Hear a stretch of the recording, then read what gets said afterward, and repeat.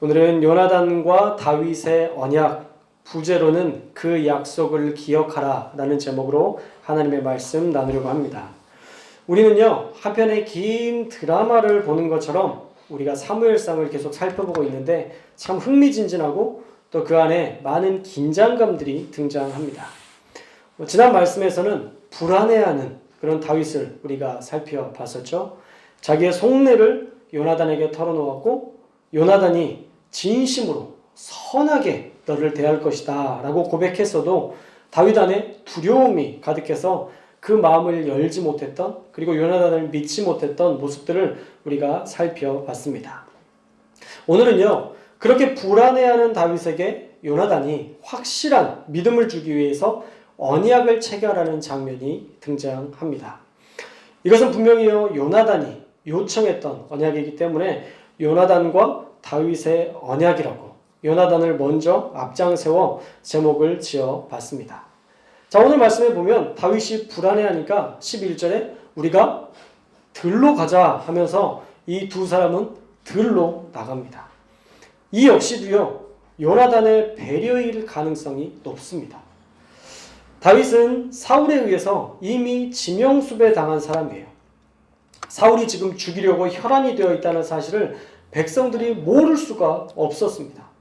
다윗이 미갈의 집에서, 그 신혼집에서 도망치는데 많은 군사들이 몰려왔었고, 사무엘이 있는 선지자 학교 라마 나요대 세 차례 암살단을 보내고 또 자신마저, 사울마저 쳐들어와서 그를 죽이려 했던 그 모든 사건들, 사울이 죽이려 왔을 때 그도 예언을 하기 시작하면서 사람들이 사울도 예언자 중에 있느냐라고 조롱했던 이 백성들의 이야기는요, 이미 이스라엘 전체 가운데 퍼질 만큼 퍼졌을 것입니다.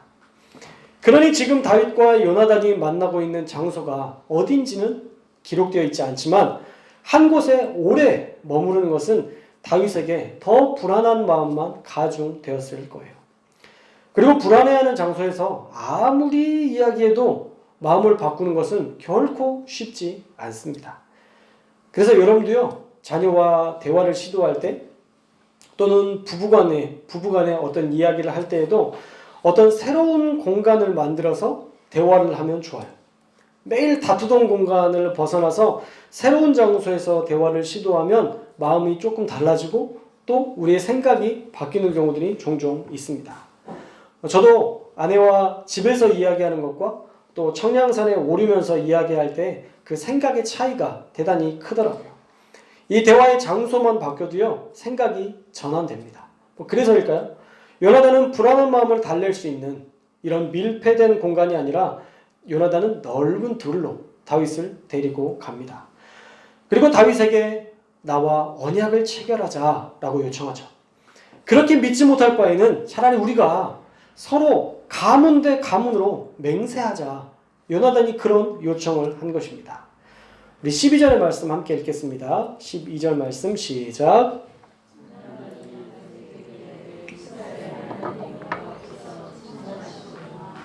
내가 내일이나 모레 이맘때에 내 아버지를 살펴서 너 다윗에게 대한 의향이 선하면 내가 사람을 보내어 내게 알리지 않겠느냐. 아멘. 이 약속은 너와 나 둘만의 약속이 아니라 누가 그 약속 안에 함께 하시는 거예요? 하나님께서. 12절 말씀에 이스라엘의 하나님 여호와께서 증언하신다 라고 얘기하고 있죠. 너와 나 사이에 하나님께서 증인이라고 하면 안 되죠. 증신이시죠. 너와 나 이 언약을 하나님께서 증언하실 것이다 라고 선언하며 언약합니다. 그리고 만약 내 아버지가 너에 대한 의향이, 그런 우중이 선하면 내가 사람을 보내어 너에게 알릴 것이고, 만약 그렇지 않아도 알릴 것인데, 내가 혹시라도 너에게 이런 의향이 약하든 선하든 그런 내용들을 너에게 알려주지 않으면 내가 하나님께 벌을 받을 것이다 라고 약속하고 있어요. 우리 13절 말씀도 함께 읽겠습니다. 13절 말씀 시작. 그러나 만일 내 아버지께서 너를 해치려 하는데도 내가 이 일을 내게 알려주어 너를 보내어 평안히 가게 하지 아니하면 여호와께서 나 요나단에게 벌을 내리시고 또 내리시기를 원하노라. 아멘. 여기까지만 읽을게요. 자, 만약 사울 왕이 너를 죽이려 하는데도 그 사실을 알리지 않고 너의 염려대로 내가 너를 붙잡히게 한다면 여호와께서 나 요나단에게 벌을 내리시고 또 내리시기를 원한다는 말로 하나님의 심판 아래 내가 분명하게 맹세한다라는 자신의 진심을 지금 전하고 있습니다. 고대 근동에서는 이럴 때 짐승의 반을 가르고 그 사이를 지나면서 만약 내가 너와의 언약을 어긴다면 이 짐승과 같이 쪼개져서 죽임을 당해도 좋다라는 저주의 언약을 하곤 했습니다.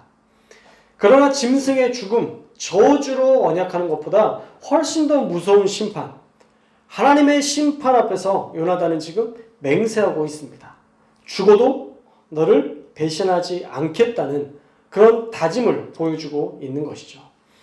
그리고 요나단은요, 다윗을 다시 축복합니다. 13절 후반부 우리가 읽다가 그 부분을 보시면요, 여호와께서 내 아버지와 함께 하신 것 같이 너와 함께 하시기를 원하노니 라고 말씀하고 있어요. 이 말씀은 단순히 하나님이 지키시기를 원한다라는 이런 고백을 넘어서 다윗 내가 사울 왕의 이을 하나님의 기름 부음 받은 차기 왕임을 선언하며 축복하는 말씀인 거예요. 단순하게 사울 왕을 도왔던 하나님이 너를 도우실 것이다 라는 의미가 아니라 사울에게 기름 부으셨던 그 하나님이 너에게도 기름 부을 것이다 라는, 차기 왕은 너다 라는 것을 지금 선언하고 축복하는 것입니다. 그런데 저는 말씀을 준비하면서 참 이해가 안 되는 부분이 여기였어요.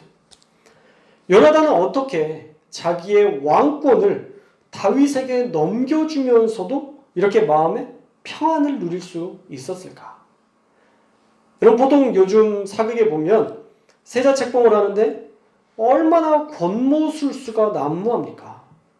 하물며 형제들끼리도, 한 피를 나눈 형제들끼리도 서로 죽이고 서로 왕권을 차지하려고 피비린내 나는 모사가 이 피를 나눈 형제들 사이에서도 득실득실하게 일어나는데, 요나단은 마땅히 대를 이어받을 그 왕권을요, 다윗을 위해서 너무 쉽게 포기합니다. 정말 요나단이 왕의 권세에 대해서 회의감을 느껴서 그런 걸까요? 아니면 왕에 대한 어떤 욕심이 없어서일까요? 사실 왕의 권세는 세상의 그 어떤 권세보다 강한 권세입니다. 그래서 그 왕의 권세에 대해 욕심이 없는 사람은 아마 없을 거예요. 그런데도 요나단은 너무 쉽게 이 왕권을 포기했다라는 것이죠. 아마도 그게 가능했던 이유는요, 요나단이 말씀에 순복할 줄 아는 사람이었기 때문에 가능했다라고 우리가 생각해 볼 수 있습니다. 먼저는요, 사무엘이 다윗에게 기름 부었다는 사실을 알았을 거예요. 저만 해도요, 담임 목사라는 이 자리에 있으니까 누가 어디가 아프대요, 누가 안 좋대요, 이런 이야기들을 다 들려주세요. 그래서 저에게 굳이 얘기하지 않아도 소문을 들어서 여러분의 상황을 알기도 하는 그런 자리가 이 자리인 것 같아요. 근데 왕과 왕자는 얼마나 더 알려주겠어요? 왕과 왕자에게는 얼마나 더 많은 사람들이 그 어떤 소문이나 또 특별히 자기의 어떤 왕권에 대해서 반역하는 사람들이 있다고 했을 때에는 얼마나 더 그것에 대해서 많은 사람들이 알려주겠습니까? 누가 영모를 꾀한다고 하면 훨씬 더 빨리 알고 그에 대해서 대처하는 것들을 우리가 종종 사극에서 보잖아요. 사무엘이 아무리 다윗에게 기름 부은 것을 드러내지 않으려 해도 아마 그 사실은 금세 알려졌을 것이고, 사울 역시도 그것을 알았기 때문에 아마 더 죽이려 했을 것입니다. 그리고 사실 다윗이 살아있는 동안에 다음 왕으로 기름 부음 받았다라는 것만으로도, 지금 사울 왕이 살아있는데 다윗이 기름 부음을 받았다는 것만으로도 정치적으로는요, 역모로 몰아가기가 참 좋은 사건이었다라는 것이죠. 그러니 요나단이 이 일을 모를 리 없습니다. 그리고 알았으니까 오늘 13절의 말씀처럼 사울 왕의 하나님이 너의 하나님이시다 라고 말하면서 사울의 왕권을 이을 사람이 바로 너다 라는 말로 또 나중에도 그런 이야기들을 할 수 있었던 것이죠. 저는 하나님의 말씀이 선포될 때에 자신의 왕권까지도 포기할 수 있는 이 요나단의 믿음이 정말 그 어떠한 사람보다 자기 포기를 실천한 귀한 믿음의 본이었다라는 생각을 해보게 됐어요. 어떤 면에서는요, 다윗 못지않게 요나단은 사실 왕권을 받아 마땅한 사람처럼 보입니다. 그런데도 그는 자신의 권리를 포기했습니다. 우리가 너무 1인자에게만 주목하는 경향이 있는데 성경의 인물 여호수아 뒤에는요, 그를 돕던 갈렙이 있었습니다. 다윗의 왕권을 도와주고 또 자기 왕권을 포기한 요나단처럼 어쩌면 그들의 삶이 2인자처럼 보일 수 있지만 그 중에도 탁월한 믿음의 사람들이 많았다는 것을 우리는 알 수 있습니다. 그런데 그들이 진짜 2인자였다는 것이 아니라 사실은요, 모두에게는 각자의 역할이 있어요. 저와 여러분 모두에게는요, 다 역할이 있어요. 다윗을 보면 고난을 뛰어넘는 역할을 성경에서 감당했습니다. 다윗은 수많은 고통을 겪었고 수많은 어려움을 당했지만 자신의 족속, 자기와 함께한 그 족속마저도, 유다 족속마저도 자기를 배신했던 그런 일들을 겪었지만 그럼에도 불구하고 하나님을 의지하고 그 고난을 뛰어넘는 그런 위대한 일들을 감당했었죠.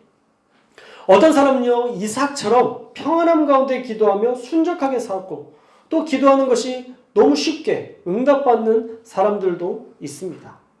또 어떤 이는 요나단처럼 사울의 부족함과 또 다윗의 위기를 채우며 협력하는 그런 중재자의 역할을 하는 사람도 있고요. 또 바울처럼 모든 사람들을 이끌 선교의 그 지도자의 역할을 감당했던 그런 사람들도 있었다라는 것이죠. 성경에는 그렇게 다양한 사람들이 등장합니다.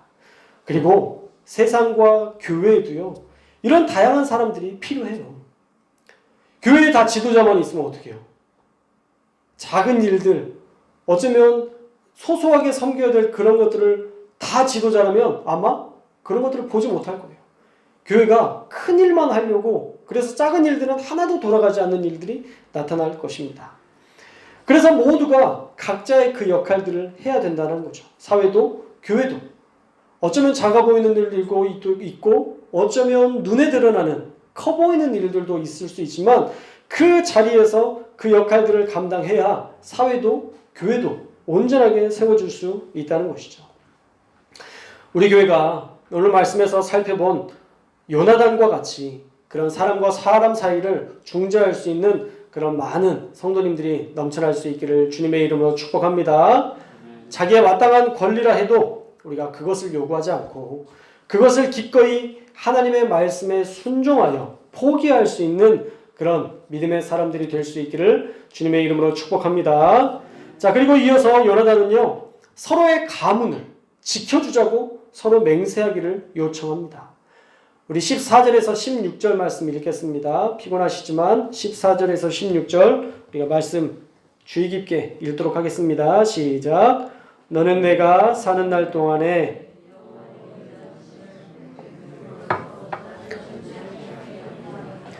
여호와께서 너 다윗의 대적들을 지면에서 다 끊어버리신 때에도 너는 내 인자함을 내 집에서 영원히 끊어버리지 말라 하고 이에 요나단이 다윗의 집과 언약하기를 여호와께서는 다윗의 대적들을 치실지어다 하니라. 아멘. 자, 다윗 네가 왕권을 이어받아도 네가 나를 살려주었으면 좋겠고 나의 가문에게도 인자함을 베풀어서 이 맹세가 영원히 끊어지지 않게 되었으면 좋겠다. 우리 이렇게 맹세하자 요청하는 거예요. 다윗은 실제로 요나단의 다리 저는 아들 므비보셋을 자기 식탁에서, 그 왕의 식탁에서 함께 식사하도록 배려했습니다. 여러분, 이건 우리가 보기에는 뭐 식탁 자리에 숟가락 하나 더 얹은 거라고 생각할지 모르지만 절대 그렇지 않아요. 그 당시에 그 가문은요, 다 몰살당했어요. 그 전 왕가잖아요. 그 전의 왕가의 자녀이기 때문에 우리나라도 마찬가지지만 김씨 일족, 그 다음에 또 다른 일족이 어떤 집권을 했을 때는 그 일가 3, 4대를 다 죽이잖아요. 왜요? 그들이 또 반역할 수 있으니까. 원래 그랬던 거예요. 그런데 지금 이스라엘도 마찬가지인 거죠. 족속 자체가 다르니까. 족속이 다르기 때문에 이 베냐민 족속, 유다 족속 왕권 자체가 바뀌었기 때문에 그들을 어쩌면 다 멸해버리고 유다 왕국이 승승장구할 수 있도록 베냐민 족속들을 완전히 멸할 수도 있는 그런 상황이었다라는 것이죠. 그런데도 다윗은 그 베냐민 족속을 멸하지 않습니다. 그들을 멸하지 않고 오히려 그의 아들 무비보셋을 찾아서 그를 이 왕의 식탁에서 함께 식사할 수 있도록 배려해 주었다라는 거예요. 뭐 별일 없이 식사 잘하고 함께 잘 지냈으면 좋겠지만 또 이 안에도 사건이 있었어요. 무비보셋의 종 시바가, 발음이 좀 그렇죠? 압살롬의 반역에 의해서 도망칠 때 다윗에게 무비보셋의 반역 소식을 전합니다.